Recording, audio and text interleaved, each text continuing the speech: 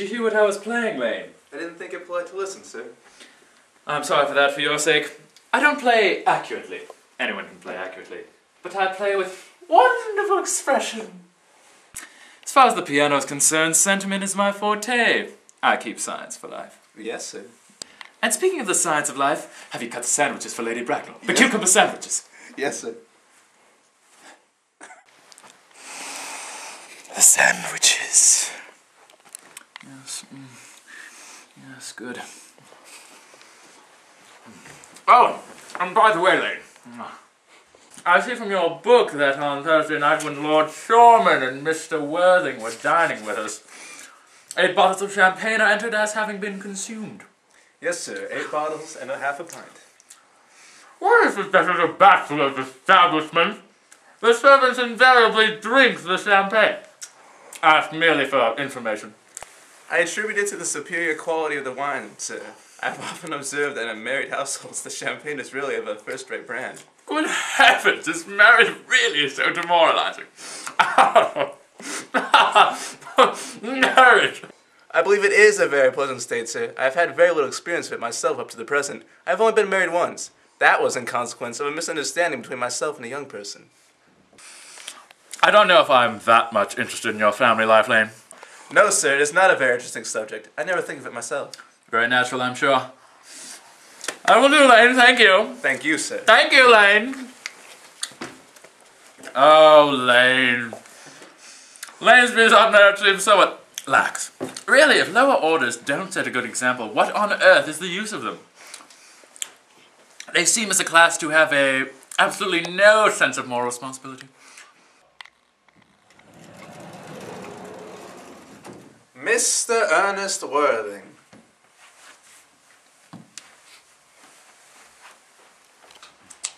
Oh, how are you, dear Ernest? What brings you up to town? Oh, pleasure, pleasure. What else should bring one anywhere? Eating as usual, I see, Algy. I believe it's customary in good society to have some slight refreshment by 5 o'clock. Where have you been since last Thursday? In the country. What on earth do you do there? When one is in town, one amuses himself. When one is in the country, one amuses others. And who are the people you amuse? Oh, neighbours, neighbours. Got nice neighbours in your pot of Shropshire, do you? How immensely you must amuse them.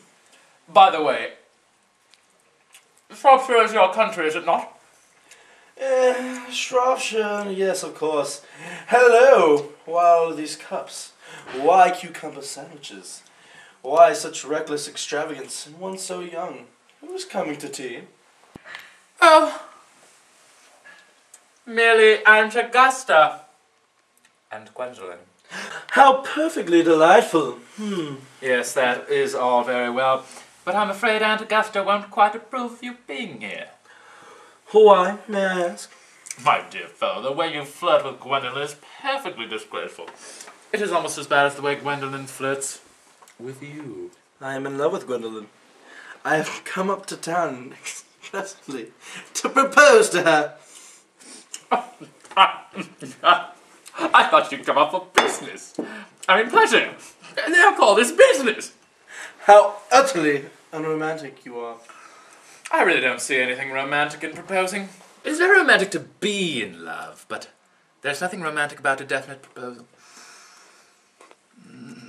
Why, one may be accepted. One usually is, I believe.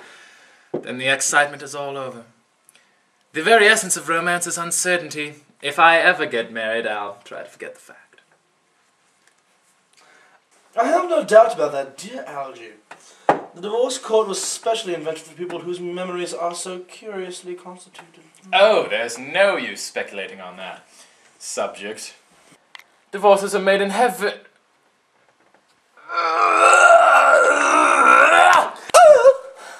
Please don't touch the cucumber sandwiches!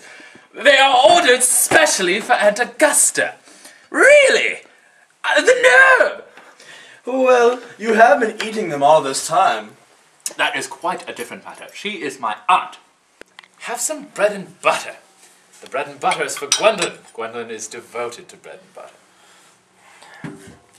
I'm very good. Bread and butter is too. Well, my dear fellow, you need not eat it as if you were going to eat it all. You're not married to her already. What?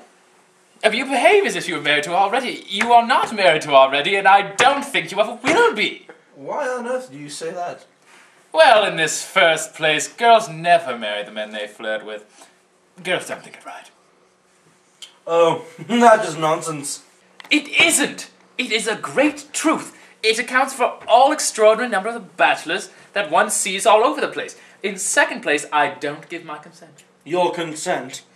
My dear fellow, Gwendolyn is my first cousin. And before I allow you to marry her, you will have to clear up the whole question of... Cecily! Cecily?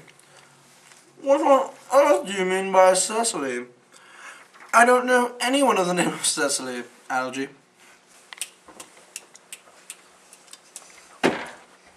Bring me that cigarette case Mr. Worthing left the last time he dined here. Yes, sir. No!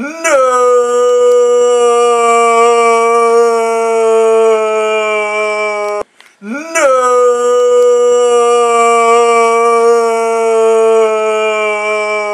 No!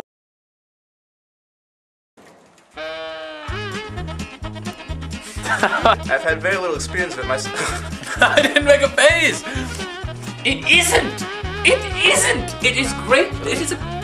Sorry, wait. Anyone can play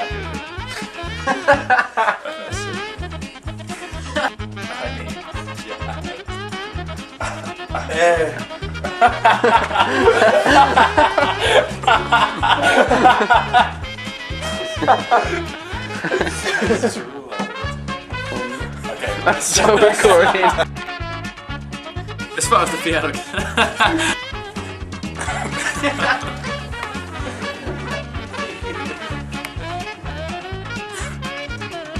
merely for information. I attribute it to the...